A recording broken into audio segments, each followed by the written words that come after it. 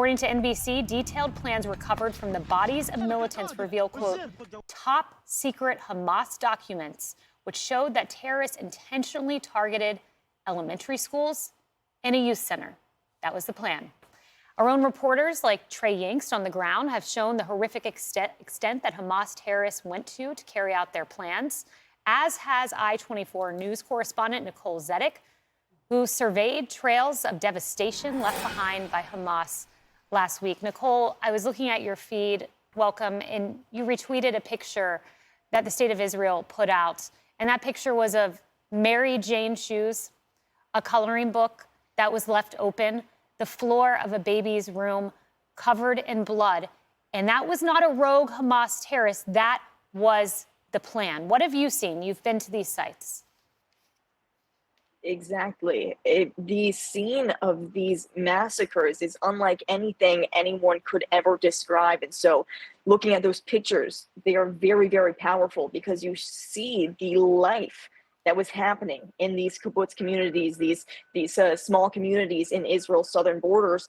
And you see how it was completely torn apart. All that's left now is death and decay, blood completely smothering children's rooms.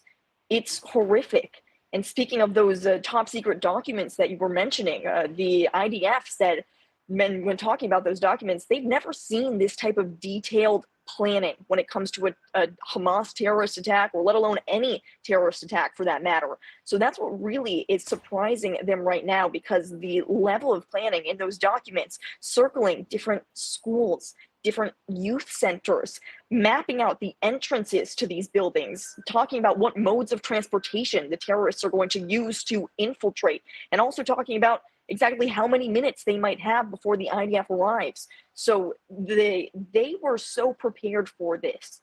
And exactly, it contradicts what the Hamas spokesperson is saying when they say this was a military operation. The top secret plans that your own Hamas terrorists had when they infiltrated these communities say otherwise. It says that you were absolutely targeting children, women, civilians, planning to not only kill as many people as possible according to those documents, but also take people hostages, specifically in these schools, take school children hostages back to the Gaza Strip. Now, when we're talking about the death and destruction that we've been seeing here, the head of Israel's National Center for Forensics is also now speaking out, because he's having a very difficult time, and his team is having a very difficult time identifying all of these bodies. Nicole, someone who sees. Yeah, I know you've talked about those dead babies. You have seen some of that on the ground. And not only that, our own Secretary of State said that he saw a picture of a baby's body riddled with bullets. And yet Hamas puts out a video purporting to take care of these children, these hostages, and making the claim that they have not killed children. What do you say when Hamas puts out that kind of lie, that kind of propaganda? What have you seen? It's absolutely a lie. Even if they are releasing it saying that we have these children safe, that's obviously not the truth, because they're hostages. They kidnapped these babies, these children, these teenagers. We now know the number of hostages is at least 199. It's a number that Israel continues to climb every day as more family members are notified that their loved one is being held hostage. So that alone negates the fact that they say that they are keeping these people safe, because they are no longer in their own homes. And also what contradicts that is just the forensic evidence that these people are finding. I saw children's bodies in Kibbutz Kfar Aza. They were still taking out those bodies from these different communities, family members that were killed inside their own homes. It's devastating what we have been seeing and what we have been hearing. The head of the forensic center said he had never seen two bodies conform together because they were burned alive as they were hugging each other, holding each other tight. Someone who sees death and decay every day broke down in tears, and that's what we're seeing in these communities. Nicole, it's Harris Faulkner. I wanted to kind of go into, and you just have maybe more detail about what they're finding at that forensic lab, where they have 959 bodies to try to identify. Some of them will never be identified because they simply can't bring that process to bear.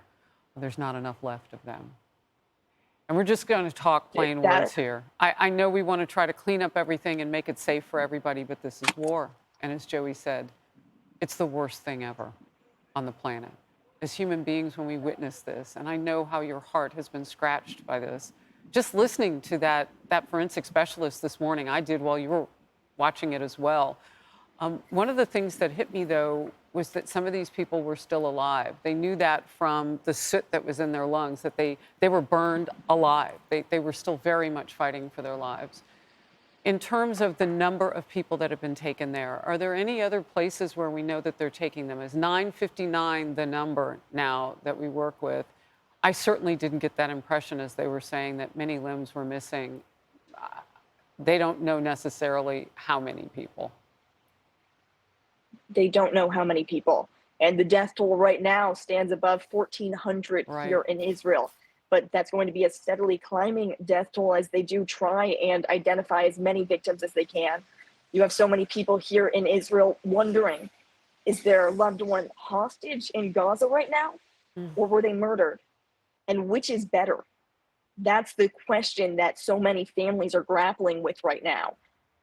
And it's horrible that these families are having to deal with this. And it's horrible that so many of them might never even know the answer if their loved one was killed, because the process of identifying these bodies is so difficult because of the terrible ways that these Hamas terrorists committed these atrocities and murdered and dismantled and butchered these families.